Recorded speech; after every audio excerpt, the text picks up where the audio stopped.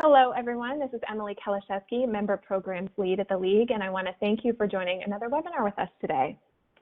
Today's webinar is titled The Future of Public Safety Webinar Series, Reimagining How We Invest. Recent events and protests have ignited the discussions across the country on how local communities can rethink how they invest in public safety and reimagining our perspective of what makes a safe community.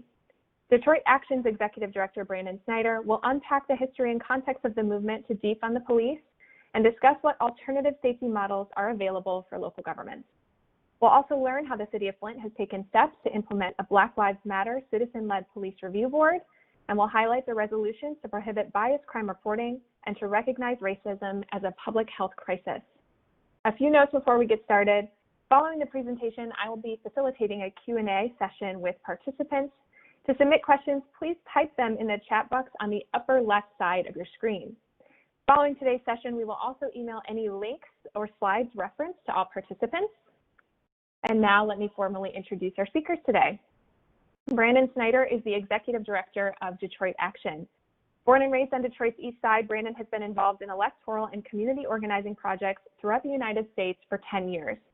As both campaign manager and community organizer, Branden's campaigns feature an emphasis in the use of public narrative and people-powered public policy. Previously, Branden was the Deputy Organizing Director in charge of youth voting for the Hillary for Michigan 2016 presidential campaign, as well as the Director of Organizing for Michigan United, a coalition of faith, labor, and civic organizations in Detroit, Flint, Grand Rapids, and Kalamazoo. Branden's commitment to democracy, racial and economic justice is fueled in great part by his experiences as a Detroiter and that of other Detroiters who have endured poverty and the criminal justice system. He believes in the power of bringing our communities together and challenging leaders to go from victims to victors by engaging the systems and policies that impact our lives. Branden is a graduate of the University of Michigan, Ann Arbor with a degree in political science and Afro-American studies with a minor in urban community studies. Also joining us is Monica Galloway, Council President from the City of Flint. Monica has served on the Flint City Council since 2013. Born and raised in San Diego, California, she and her Flint native husband and two sons relocated to Flint in 1995. As someone who is passionate about the community and the well-being of its residents, Galloway made the decision to run for the 7th Ward Flint City Council seat in 2013. The success of this election made her the first African-American and female to hold this position. In 2015, under Emergency Manager Order, all council members were required to complete Level 1 of the League's Elected Officials Academy. That Emergency Manager's Order opened up learning and networking opportunities that have given her the confidence to better serve the citizens of Flint. She's completed all 4 levels of the EOA. She's a Save My City Ambassador and currently serves as Flint City Council's President. Her term expires in 2022, I believe, on the MML Board of Trustees. Thank you both for joining us today, and I will turn it over to Branden to begin. All right. Hello. As a Detroiter, I would be remiss without giving a big hearty what up doe to folks that are in the audience. So again, my name is Branden Snyder. I'm the Executive Director at Detroit Action.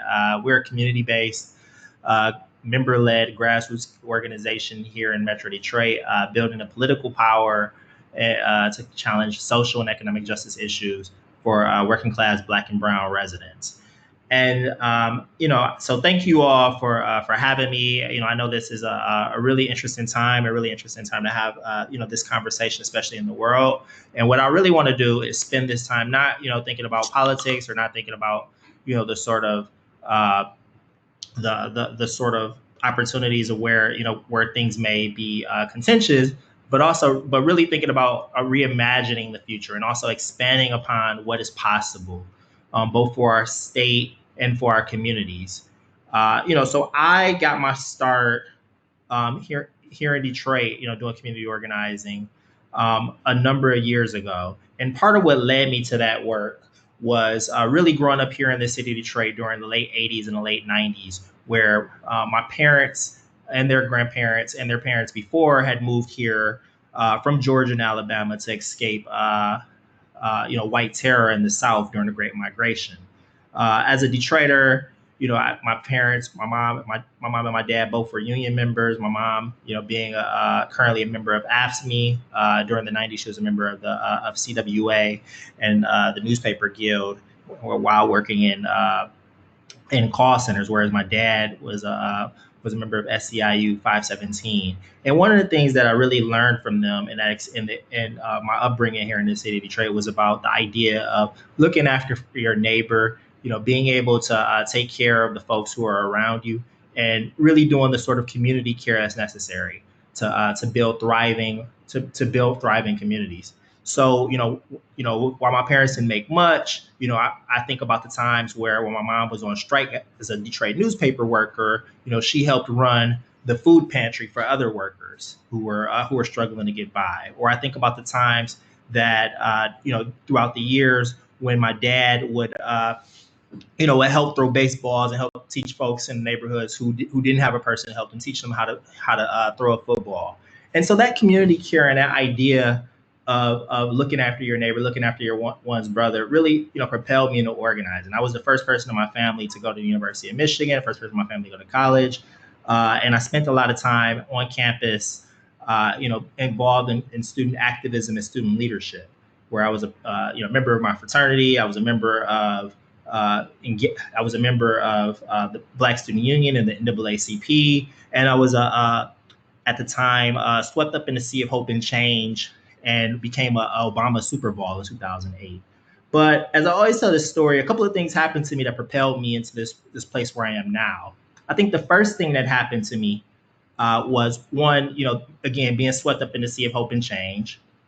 Two, I was involved in a student program with a class by a professor who would take us down from Ann Arbor to the city of Detroit, and we would be involved in soup kitchens and doing soup kitchen community organizing, having conversations at 8 a.m. at breakfast, catching people, and really understanding about the experiences that people had in their lives and what they needed to see to build power. And then three, I think the most pivotal thing happened was towards my senior year of college, I got arrested.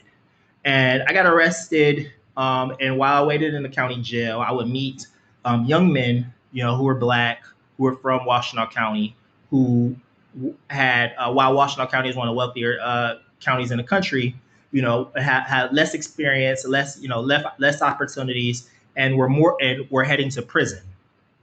And they were younger than me. They were, 16, 17, 18, 19, 20. And here I am, the old guy at 22, from the city of Detroit, wondering what changed our lives and what directed me in one path and what directed others in another. And the point that I always that I will always think about this, and I thought about it afterward, after having a number of conversations with mentors and with other allies and other community organizing supports, was this idea about it's an old community organizing metaphor. It's about babies in the river, and I never forget it. So one, is about this idea of like service work is entitled, is directed to take babies out of the river and dry them off and take care of them and feed them. But we never actually really figure out like who got the babies in the river, why were the babies in the river in the first place, and how do we stop them from being there. And from that simple but weird metaphor, I got propelled into this work that I do. So one of the first things I did with, as an organizer with that same, group of homeless and formerly incarcerated Detroiters was we worked on building, a policy platform, in the city of Detroit to ban the box from, from public jobs. We thought about what it looks like to make sure that that people who are in their neighborhoods could interrupt violence and could help de-escalate. So we were some of the first conversations, some of the first partners with Project Ceasefire in 2009 and 2010. And then I got a chance to move around, and I went to Indianapolis and I worked and did faith-based organizing for a number of years. And I got a chance to see violence interrupting and de-escalation up close with the Indianapolis 10-Point Coalition, which was a group of pastors, former gang members, folks who were formerly incarcerated, who would just patrol the streets on the west side of Indianapolis and have conversations in hot spots about what it looked like to why violence existed, and really had conversations with the folks who were perpetuating violence about the resources they needed. And those things triggered me, and those things got me to thinking about how can we make sure that people who are in need, people who are committing crimes, quote unquote, how do we make sure that they, that we're diverting them? And one of the things that I'm most proud of with our work, at Detroit Action is this idea of how do we make sure that we're decreasing the prison population? How do we make sure that we're, ensuring that people have the resources they need, as well as building the type of future where people can have healthy, thriving communities.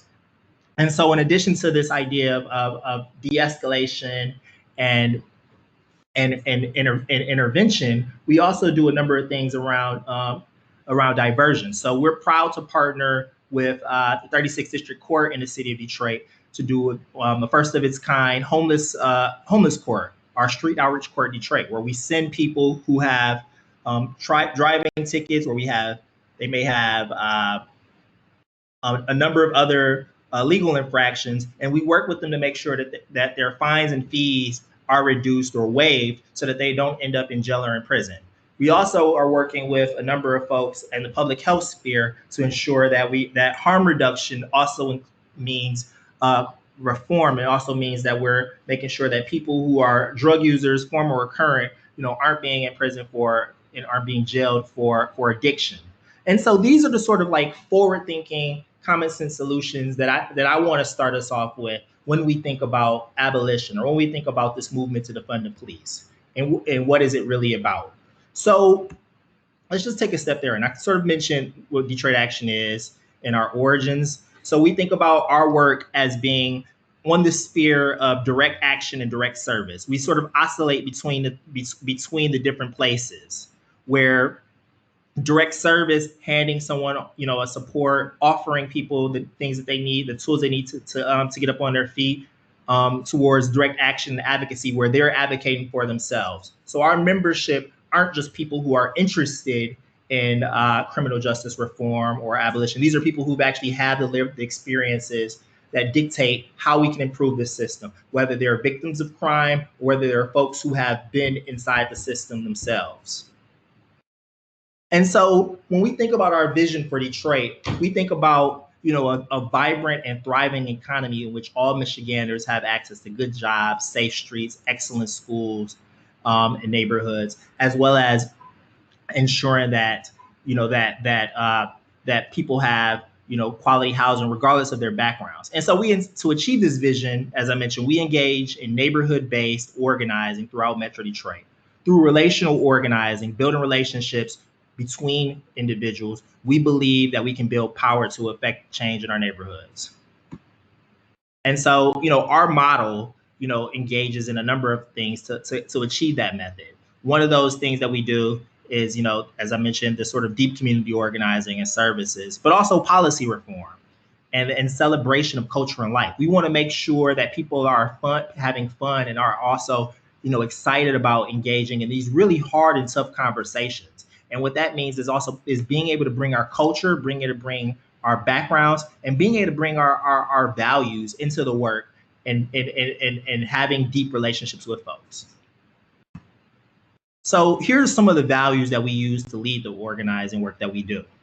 And you'll see, right in the center of it is this idea of abolition. And for us, abolition doesn't just mean, ending prisons or dismantling structural racism, but it also means dismantling the systems that uphold and promote violence, like patriarchy, like the sort of things that produce gender-based violence that we see impacting Black and brown women and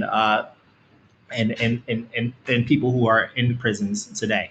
So some of the ideas that we use to like lead towards power and how we build power are sort of our three-pronged approach. One is this issue organizing and corporate accountability, the second being leadership development, and the third being radical and transformative electoral organizing. So our goal when we talk about power is just means to be at the decision-making table and to negotiate on behalf of our interests and values, to make and enforce deals, and to be able to negotiate and organize our people and our money. So we think of ourselves literally as a union for low income, no income, Black and brown folks who are in our communities.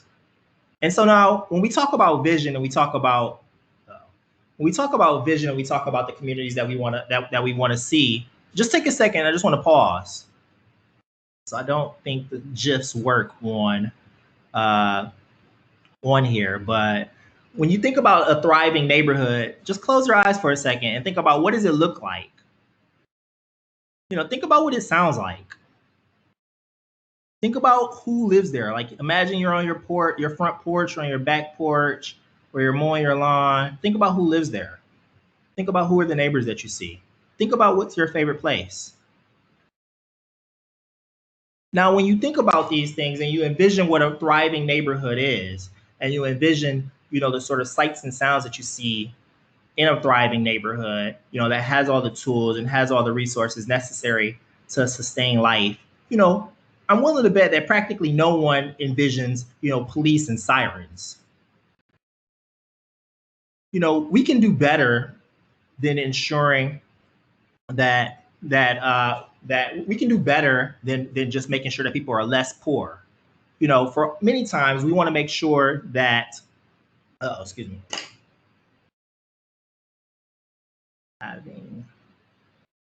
having some tech issues. Apologies.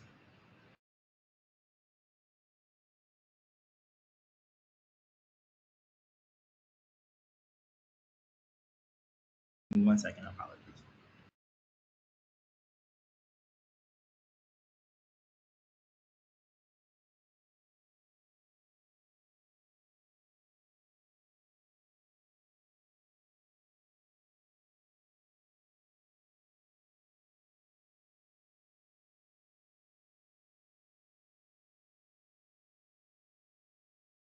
Apologies.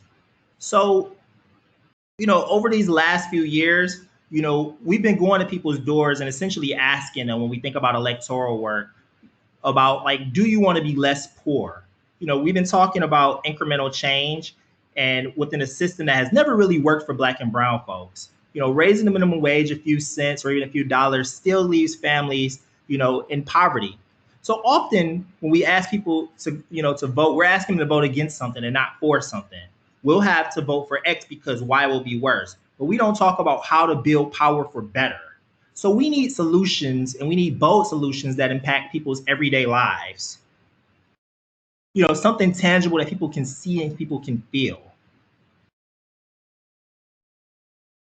And so here are some of the facts when we think about that, and we think about like what does it look like to have people that's something that people can see and people can feel in their everyday lives.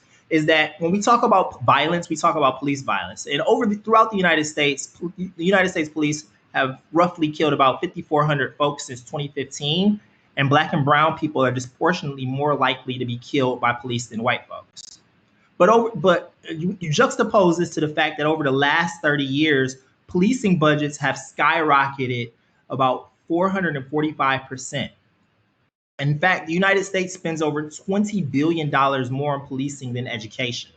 And so when we think about needs, when we think about supports, we're often, short-arming ourselves and working with one hand tied behind our back around how can we make sure that communities are safe.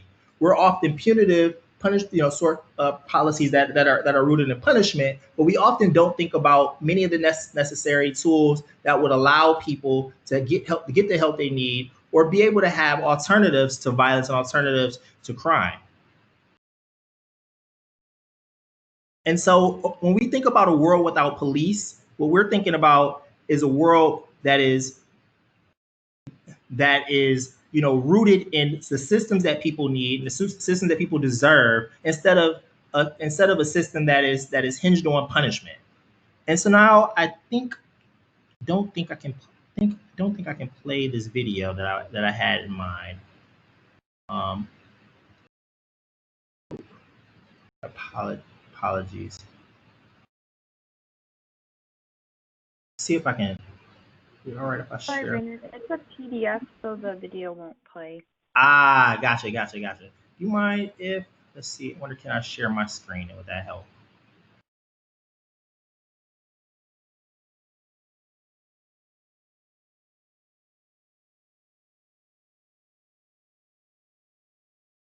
Let's see. Do you mind if I share my screen and we?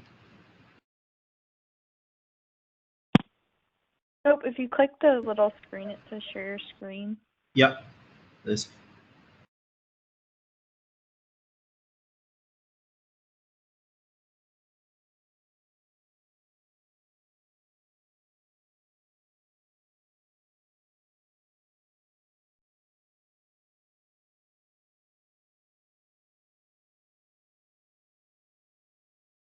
All right.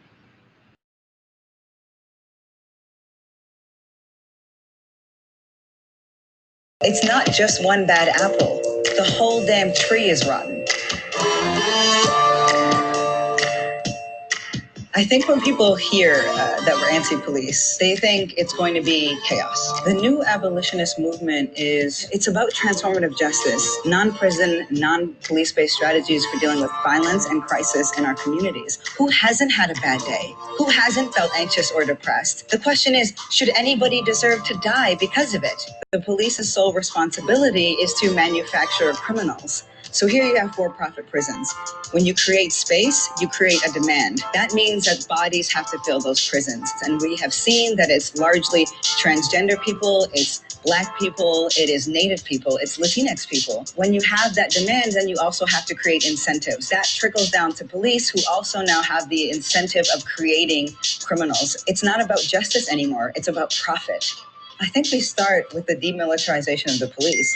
Police don't need assault weapons to protect people. The second thing that we can do is really look at police budgets and create models and economies for that divestment from the institution of policing and the reinvestment in community models. That means taking money out of police budgets and slowly phasing out police because we don't actually need them in our communities. They don't keep people safe. You know, when you're looking at it from the lens of race in this country, it's absolutely easier to manufacture criminals around that. When people's skin becomes weaponized, particularly Black skin, a book becomes a gun, a cell phone becomes a gun, a bag of Skittles becomes a gun. We don't have some personal war with individual police officers. What we do have is deep concern and a fight against the institution of policing. Undocumented communities know that they can't call the police in the event that crisis happens. A lot of Black communities know that too. And so entire mosques, churches, communities, they have agreements where they won't call the police should something happen. And in its place, we've seen such a wonderful and diverse response when it comes to intervention in our communities. We've seen people rise up with trainings around mental health crisis, intimate partner violence crisis. We've seen rapid response justice teams, and I think that's really what we need to be building. Revolution isn't just the ending of something, it's the beginning of something new.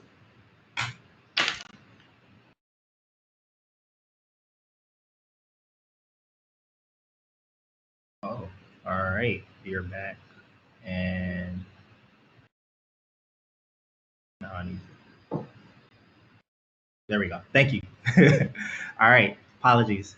So we are back. And so part of what this means isn't just this idea of, you know, that we want to defund and de-escalate, but what it means for many of us is if budgets are moral documents, then we have to take a hard look at where things are, and what resources and what the resourcing that we put forth it says about who we are.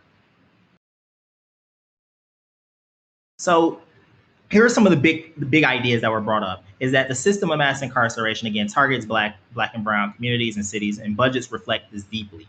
So over the last 30 years, coupled with this, there's been, drastic cuts to the social safety net, which disproportionately impact Black and brown communities. Yet at the same time, we've seen an increased militarization of police forces around the country and massive investments made to incarceration and surveillance. Now, in Michigan, I don't have to be the one to tell you that we've also seen, coupled with this drastic cut to social safety, we've also seen a drastic cut towards our cities. We've seen a drastic cut towards revenue sharing. We've seen a drastic cut towards mental health services. And this is also, has disproportionately impacted the ability for cities to actually carry out their primary function.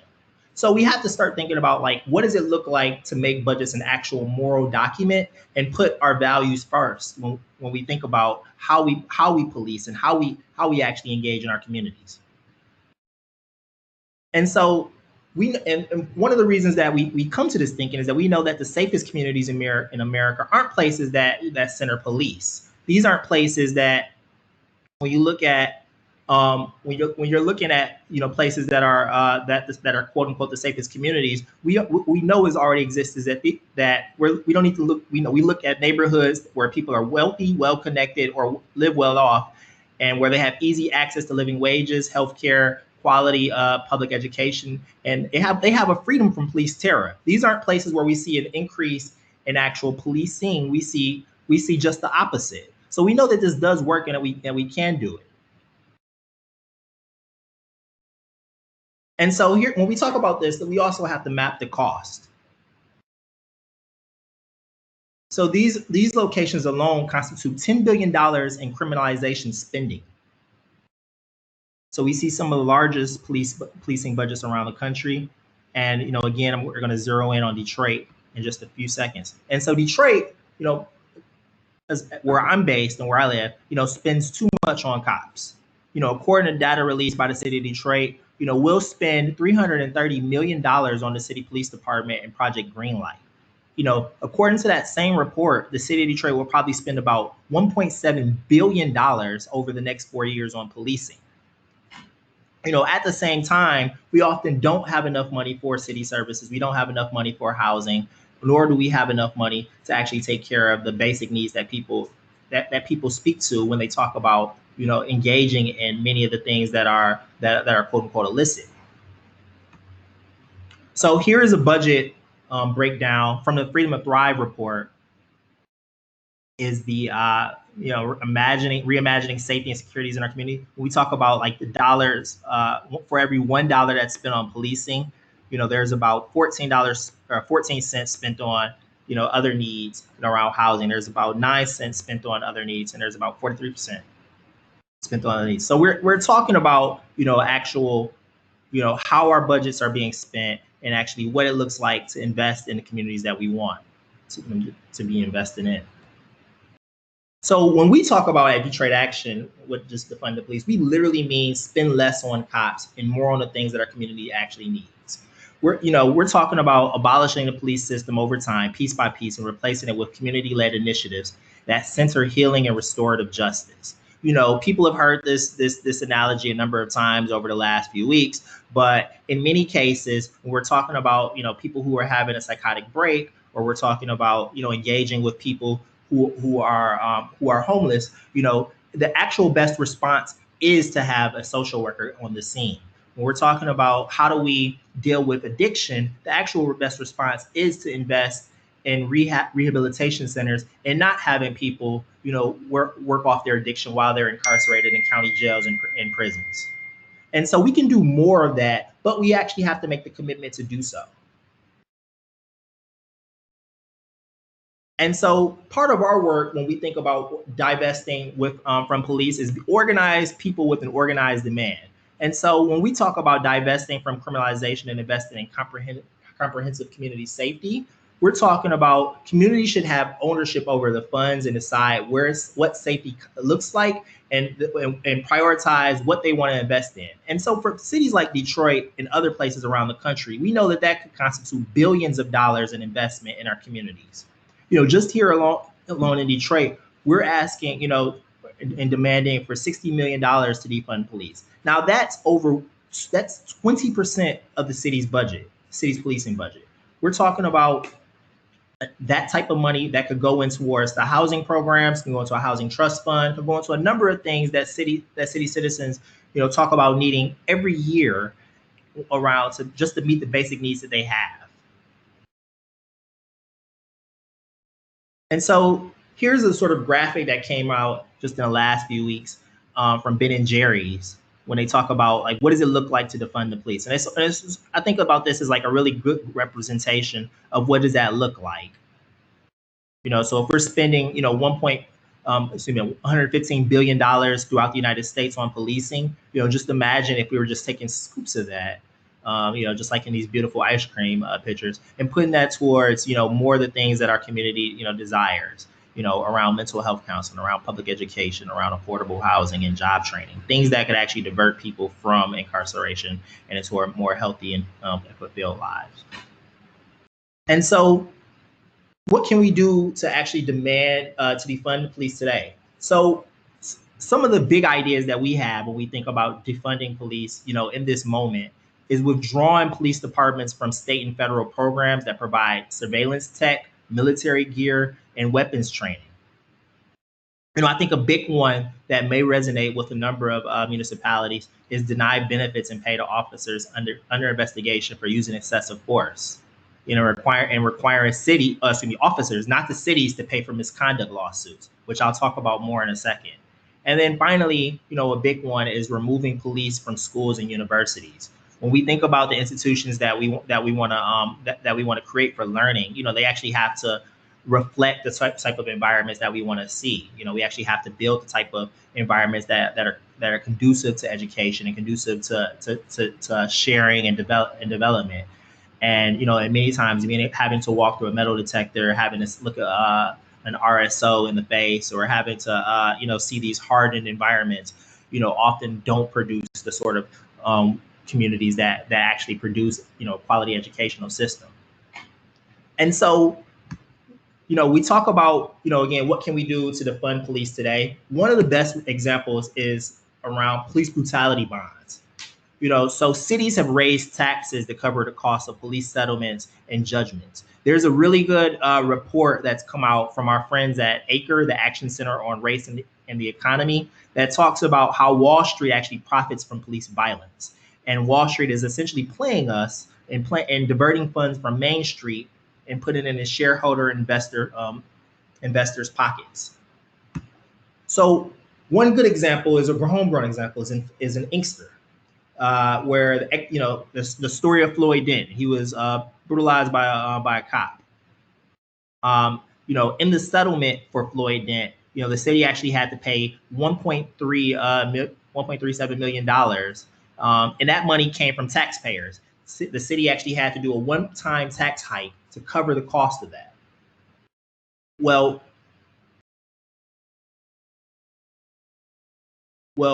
as we fight to hold police officers and police departments accountable to our communities and to curb, abusive police forces, we must also, work to hold banks and investors accountable for their roles in perpetuating and profiting off this existing system. Police violence should never be a source of profit for banks and investors, or a reason we don't have the resources we need to invest in the infrastructure and the services to make our communities safer and more livable. These, when we think about these bonds or these millages, one of the things that ends up happening is that that cities have to come up with the cash. They're dedicated funds. They have to insure police. Some have insurance policies. Others, finance their legal obligation by selling bonds. And just as they would have to raise more money for infrastructure or public parks, and that's where Wall Street makes money with little to no risk. So big banks underwrite these bonds or act as a middleman or on these general obligation bonds because they will have to pay out millions. Because they have to pay out millions in fees. Then they sell these bonds to high net worth individuals or hedge funds, which collects interest as high as 7%. And so these so-called police brutality bonds, are quite literally allow banks and wealthy investors to profit from police violence. So the other thing that's important when we talk about these bonds is that they're backed by the full faith and credit of the issuing municipality, which means that the city has to do just about anything to service that debt, including raising taxes. And since cities rarely default, the bonds are risk-free investments for investors. And then, although taxpayers, normally pay the foot for those police settlements, they add interest on the bonds, which can nearly double the cost. So, we know with cities, facing about 20% of budget shortfalls due to the pandemic, they'll likely need these bonds more than ever. And with cities like Chicago, that's nearing, a junk bond, status, this looks like, almost pay dirt for a number of investors, because they see they see this access to the credit market when they need to vote to the most. And so here are some of the recommendations we have to sort of defund the police, and also think about when we talk about the cost of policing, how do we invest that cost back into communities? One is, again, defund police departments and invest in community safety. So we've discussed that, at length. The second part of this is that if cities must borrow, to pay for settlements and judgment, the Federal Reserve should lend them that money without charging interest or fees. We know that if you must make these free loans available to cities to address this issue. Police brutality is a national civil rights crisis that's rooted in a dehumanization and devaluing of black lives, going way back to slavery. The federal government, does have a responsibility to help repair the harm caused by police violence, and it can take a small step towards that by just helping cities make these payments to the victims and their families. So when we talk about defund the police, we're not saying, that the victims of police violence shouldn't be compensated. Quite the opposite. Cities should pay these settlements and judgments that when people have been harmed. But neither banks nor firms nor private investors should be allowed to make profit off of police violence as we currently see now. And if cities are unable to pay that, their settlements and judgments, and have to resort to borrowing, then the Federal Reserve should be able to lend that money without charging interest fees. This doesn't cost the Federal Reserve anything, since that money will eventually be paid back, but it will remove the profit from police bonds. And we already know that the Federal Reserve has a history of making cheap loans available to banks and other corporations. And I think the last thing that's important when we think about removing the cost of police is that governmental bodies at the local, state, and federal levels, have to be accountable for full transparency in the cost of policing. So we know that this is a actual huge portion of police budgets, and at the expense of services and infrastructure that communities need to thrive. But police department budgets themselves do not give us a full picture of the cost of policing. Police brutality bonds are just one of the many hidden costs. Other costs, such as buildings, maintaining and operating police facilities, the cost of equipment, such as surveillance technology and helicopters, or $700,000 tanks that the city of Detroit has purchased, may not be included in the actual official police budget. The contracts for police, school policing, and transit police may also be listed in separate budgets. And as we move to defund police, as we move to try and shift those resources, we need to have government bodies be able to provide a full accounting and disclose all of the money that they're allocating to policing of all kinds, whether that money comes from tax dollars, asset forfeiture, general revenue generated by traffic enforcement, cameras, federal and state grants, corporate donations, and other sources. And so just in closing, one of the last things that, I think, is probably on the minds of a lot of folks, that if we defund the police, who will we call? Well, right now we're calling the police for everything. So when it comes to like a car parked in the wrong spot or to violent crime, we're calling the police. So right now, many of the times that we're calling police, they're actually woefully unprepared and unequipped to actually handle many of these responses. And so we need to be able to have unarmed first responders for many of the situations that actually don't arise to the need for needing, armed response and for police. And so we, just imagine again, having a trained mental health professional respond to a mental health emergency. Imagine if we paid people from the communities to be interrupters, just as I mentioned with my example in Indiana, or the work that we do in Detroit. And what if we work to help interrupt that violence before the violence actually happened? These are the sort of possibilities that we put forth when we talk about imagining and reimagining public safety. Is how do we actually keep people safe, and what are we doing to actually like reduce a world that is punitive and doesn't actually lead towards an outcomes of preventing violence. And so here are some of the hard questions. This is a sort of word map that was created from a workshop that I was in that talked about some of the thoughts and ideas that come from this moment right now. So I encourage folks take a look at some of these, and this is some of the tough questions that people have, and think about like, what does it look like to be able to see beyond algorithms, see beyond the current stats that we have of violence, and imagine what can we actually do to actually make fully healthy and happy communities as we move in this discussion and as we try and imagine a future for our cities and towns. And so that just the last thing I'll leave folks with is this idea about abolition. So it's not about, it's about presence. It's not about absence. It's about building life-affirming institutions, and it's about creating the things that people need to sustain. And so this comes from, a scholar, Ruth Wilson Gilmore, who's been thinking about abolition and thinking about this sort of work, for over the last 40 years. And so for that, I just want to stop right there, and I will pass it back over to our moderator for the rest of the conversation. Great, thank you so much, Branden. And as I mentioned earlier, we will be taking questions in the attendee chat. So if you have questions for Branden or questions for Monica, who's going to join us in just a moment, please feel free to post them there. We'll facilitate a dialogue once we've had a moment to talk with Monica. So I do want to welcome her back so we can talk a little bit about Flint as a case study as we're talking about this topic. So we mentioned earlier that Flint has taken some steps to implement a Black Lives Matter citizen-led police review board, and they've highlighted, or we want to highlight, their resolutions to prohibit biased crime reporting and to recognize racism as a public health crisis. So Monica, thank you so much for joining us today. I'm really pleased that you're here.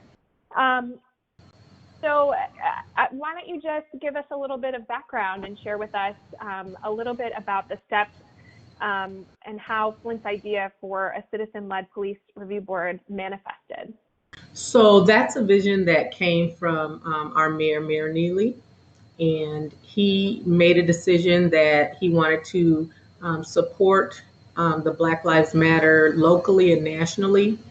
And one of the focuses behind his vision was to ensure that community members literally had a seat at the table, and that they had the ability to ensure that there was fairness and oversight to create a healthy and safe community.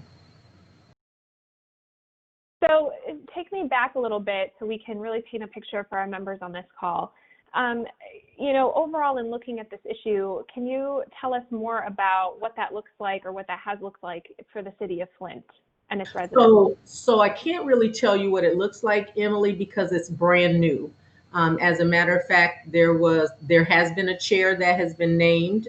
He is a community active. He's also a pastor in our community. He is, I learned from Mayor Neely that he is versed in being a mediator. And so his name is Pastor Jeffrey Hawkins. But they just closed off the time for people to share their letters of interest and why they are interested in.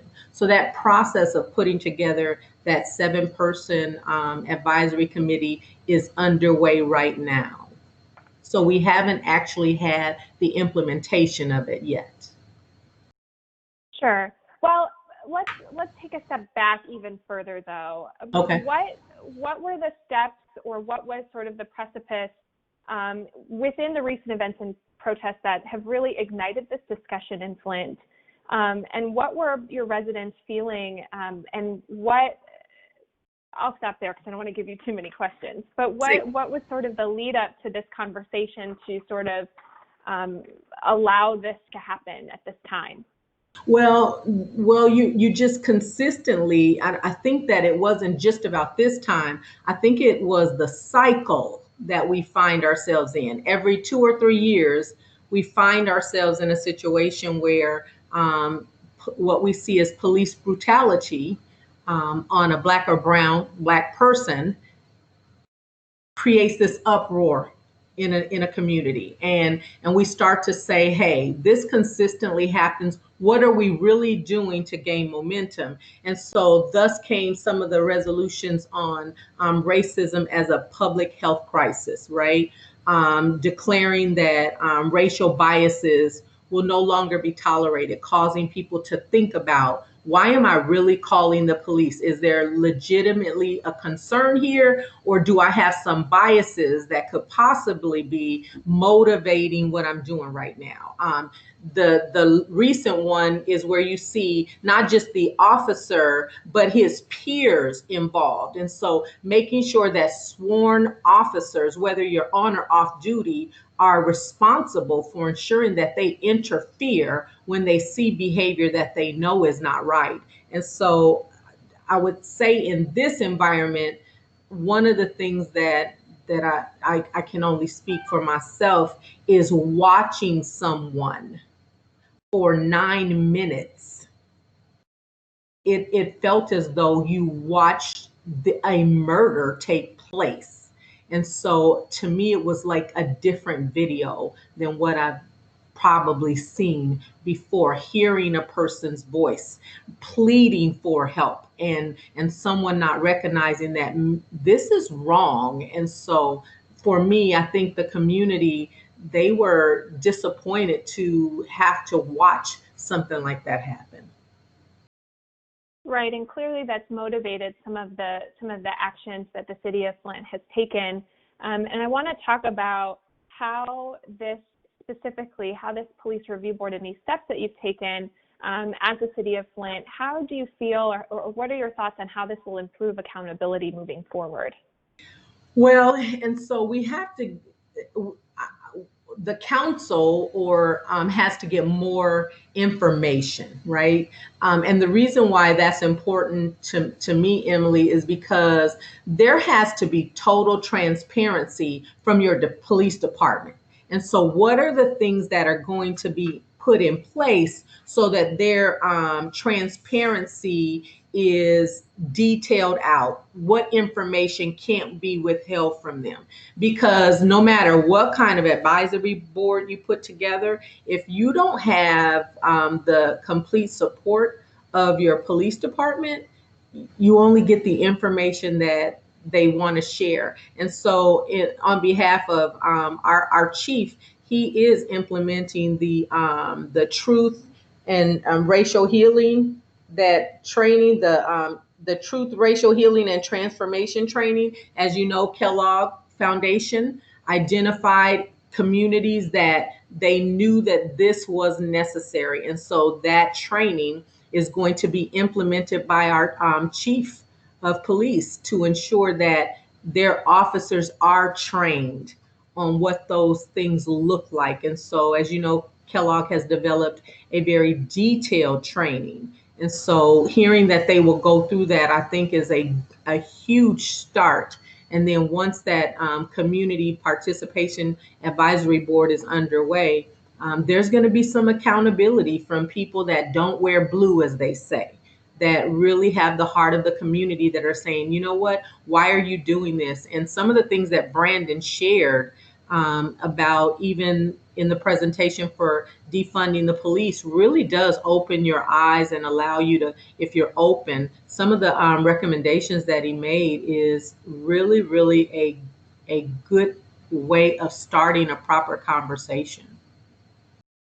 Yeah, exactly. And speaking of conversations, I want to just get your feel for, and your expertise on, we have the Michigan Municipal League, we have members who are from all different types of communities, small, big, and what would you say to colleagues, other elected officials, or other communities who want to take steps, or at least the first steps, to address race in their communities, but might not have a racially diverse residency, or residents, I should say? I would say partner with communities that are having those things, that are, and I just want to mention that the resolution that we passed as a community, with racism being a health crisis, actually came from Kelly Warren, who works with the League, who works with the Michigan Black Caucus local elected officials. And we began to ask some questions. She began to give us some research, and a community in Ohio had done it. And so it was a starting piece. So just partnering with other communities, learning from each other. One of the things that our mayor has done is he's partnered with other mayors to address this. And so knowing that, aligning yourselves with other communities so that you can kind of see from their perspective. You may not have it, but you can definitely help to move the agenda to fair equity and equality. Right. So another question sort of following up on that. What other suggestions or lessons learned would you want to share with your colleagues about enacting similar programs or policies? I understand you're very early on in the process, and we're looking forward to following that citizen review council and seeing how that goes and learning how we can take some of that and implement it in other communities if possible. But what other suggestions or lessons learned do you have for other communities? I would say partnering with the electorate and your elected officials. I think it's important that the mayor and the which is the executive branch and the legislative branch work cohesively together, that there is a dialogue, because we've seen scenarios where things have happened in other municipalities where people are not comfortable, Emily, having these conversations. And some people maybe even on council, right, or the mayor may be uncomfortable with these conversations and where they're going and where they have to go, and may find themselves realizing that, you know what, I have a bias. I don't really know how to deal with it, and I don't want to be backed in a corner. I think that no municipality should force any of their leaders to be forced into a corner. And they should be given, even though we may not agree, they should be given the opportunity to be okay and not feel it necessary to explain their position, because this is putting things right in your face. And so if you don't know how to deal with racism, or even have ever really identified that you might be a racist, right? I don't know how to deal with that. I don't know how to have that conversation with you. I'm sorry that I'm like this, but it may be very much rooted in my upbringing, in my culture. And so I would say having the ability to be fair with your colleagues when you don't agree, when they don't understand what you're fighting with, what your culture has been. And so because this is going to be a very difficult conversation, and if we don't have the right people in place to help mediate the conversation, it could be more negative than positive. Interesting. Thank you for that. And we do have a question that just came in from one of our participants, asking what community involvement took place when considering the racism as a public health crisis resolution and the ultimate passing of the resolution. So can you walk us through that, Monica? Say that one more time. What community involvement took place when considering that resolution and the ultimate passing of the resolution? So we didn't get community involvement, and I'm going to tell you why. Because if you look up our resolution, we use data as the other communities did. They did data that was relevant to their community. And so, for instance, part of the data was housing, how affordability of housing has been affected in our area. And so with where we were moving, there wasn't enough time for participant input from the community. We knew that as a legislative body, as the executive branch, this was the right thing to do, and we just did it. And I imagine that you had collective support from your community members. Can you speak a little bit to the response from your community when that resolution was passed? Well, for me, the community was like, it's about time. I don't think people realize that racism is a health crisis. They don't realize the impact that it has. Looking at the impact of not having adequate health care, not having access to funding for schools, and the impact that it has. And some of those decisions can very well be rooted in racism. You see the inequity the distribution of wealth in our nation, in our municipalities. And so the community, I think we're in a climate where there are many people of color that are saying it's about time that there's really action being taken that hopefully will begin to give teeth to the fight and therefore cause us to progress and not be in that continued cycle 2 or 3 years, and then we're back here again. I think we're making some great momentum. Great. Thank you for sharing that with us, Monica. I want to invite Branden back. We've got a few questions to ask of him, and probably more might come in at the same time for you, Monica. Of course, jump in if you've got anything you'd like to add. So Branden, I posed a question to Monica about communities that are not as racially diverse. How would you recommend they engage with organizers in their community, or how our members can meaningfully start engagement on this topic? So I do think that Monica's question or answer around like looking at the data is important, and I think that that's like one of the steps to get. Did I mute myself? All right, sorry about that. You did.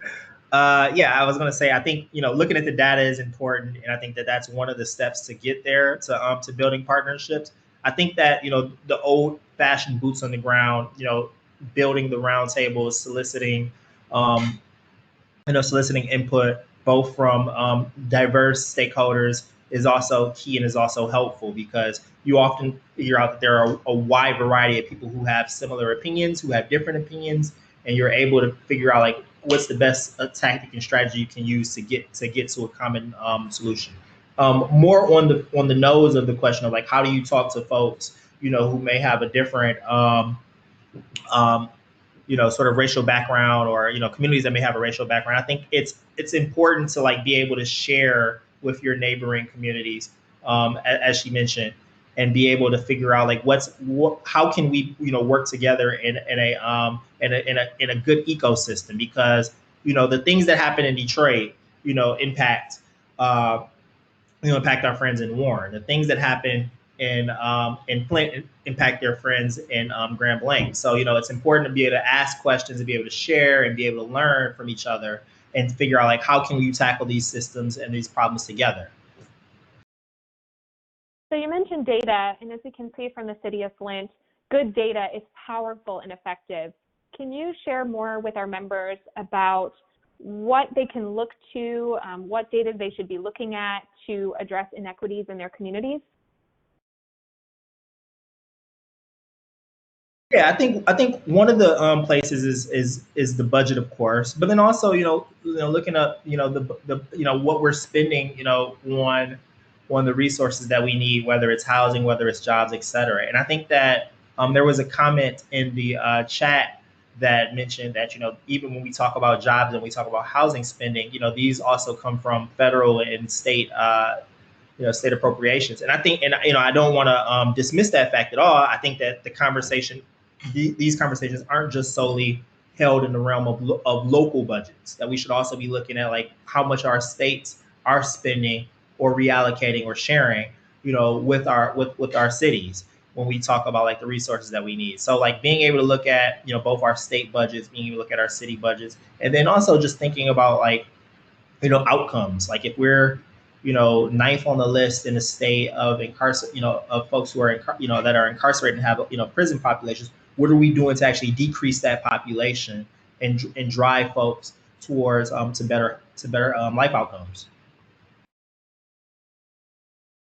Great. I've got another question that's just come in for Monica, and that question is about that Kellogg training that you mentioned. Could you repeat the name of that for others who are interested? I will. I'm so sorry. It is the Truth, Racial Healing, and Transformation Training through the Kellogg Foundation. And a few years back, the Michigan Civil Rights Commission was doing training on implicit and explicit biases, and they begin to share that training. And so they have some really good training, and they also have, did have grants available as well for municipalities. I think it was like 5 municipalities that they identified specifically that were good fit for that training. Excellent. Thank you so much. We'll be sure to share that information in our follow-up email to all of our participants so they have that name and can reference that moving forward. I just want to give either of you a chance to share anything that you felt like you missed before we close out today. Any last comments, Branden or Monica? Branden, you want to go? The floor is yours if you'd like to go first. Okay, I just really cannot emphasize enough, especially in a climate where emotions are very high. This conversation and really doing something is long, long, long overdue. One of the things that I experienced a few years back when we were initially going through the Flint water crisis and learning the decisions that were made by people that were responsible for keeping us safe. When you are dealing with something like racism, and please don't hold me to verbiage if I'm not saying it in a way that, but racism is rooted in the very inception of our Declaration of Independence, literally. And so one of the things that I experienced through that training with the Michigan Civil Rights Commission is they had moderators and mediators that set ground rules that when you shared your experience, it would be inappropriate for another person that has not experienced that to minimize what you're sharing. They didn't have the authority or the place to minimize or feel a need to affirm what you were saying. And when you are in an environment where that is literally played out, it fosters true communication and true healing. And what I mean by that is if I share my experiences with racism and someone that's in the room with me hasn't experienced it, but they maybe feel like I am stretching it, as people say, it's really not that bad. And people feel so entitled because we know that we have a freedom of speech. And before you know it, instead of dealing with your own experiences, you're disputing what I said. The whole process is eliminated at that point. We're not getting anywhere. And so they did a great job of ensuring that that doesn't happen. And that has to be something that leadership in municipalities get through first, to share, but know that I don't have a right to answer behind my colleague and minimize what they just said. And I cannot stress enough how important that is when we begin to have these conversations if we're really trying to bring healing. And so I just wanted to share that with the leadership. Thank you. Thank you, Monica. We'll turn it over to Branden in case you have a few final thoughts. Yeah, so thank you all for having me. I think this was a really good conversation. And I think the one thing that I want to leave folks with is that our definition of what safety looks like is not the same definition that our ancestors or our grandparents or even, the folks who lived on this in this state, in this country, 200 years ago thought as safety. Like when we think about, prisons or our understanding of what prisons are today in the year 2020, this is actually a modern invention. The idea of punishment that we did, was much more severe, much more capital. And then also, the idea of prisons as we see them today were actually thought of as the reform away from burning people at the stake, away from, hangings and public shootings. So the idea that we can, that we can't reimagine safety because we've been doing this forever is just simply not true. Like we can actually think about what we want to see in the world and we can actually imagine it and we can actually create it. The truth is And the real question is, do we want to do it? And like and what does it look like to actually make budgets a reflection of our morals and our values? I think that's one. And then the second piece, I think, just to leave on a just on an upbeat and a high thought is, in this moment and in this time, we should be trying to strive for thinking outside the box and thinking for creative solutions that keep people safe and keep people whole. We have a virus that's decimated both communities, especially communities of color. We have a virus that's it's decimated our economy. And in this moment where people are hurting and there is an actual real need for resources, we have to be thinking about what are the ways we can do to ensure that we're solving the problem head on without being reactive and punitive in all the things that'll happen in our lives. And I think that that's one thing that I want to leave folks with, is that we can do it. Like our ingenuity, both from our forefathers as well as what we have today, dictates it and mandates it. Thank you so much. Well, I want to thank again Branden and Monica for joining us today for this series. And I do want to mention that this will be a continuing dialogue that the League will have with our members that will bring a lot of different voices to the table as we continue having these conversations. A couple of reminders. After the webinar, we will email today's PowerPoint and links to all participants, so you'll have those. We'll include copies of the resolutions that Flint has passed if you'd like to take a look at those as well. In addition, as it has been the case with our other webinars, this will be posted in multiple formats on our website for you to review or share. You can find them at www.mml.org. A few other resources of note.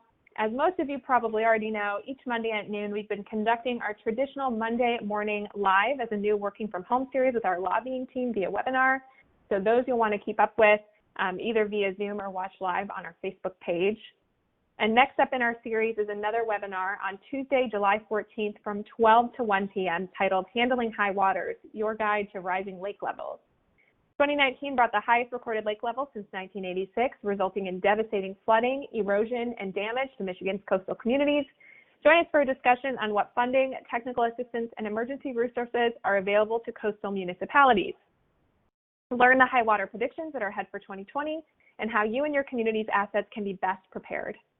Stay tuned for more information and other important webinar topics as we continue to provide you with timely updates and resources. Again, a big thank you to Monica and Branden for joining us today. Thank you all, and that concludes our session.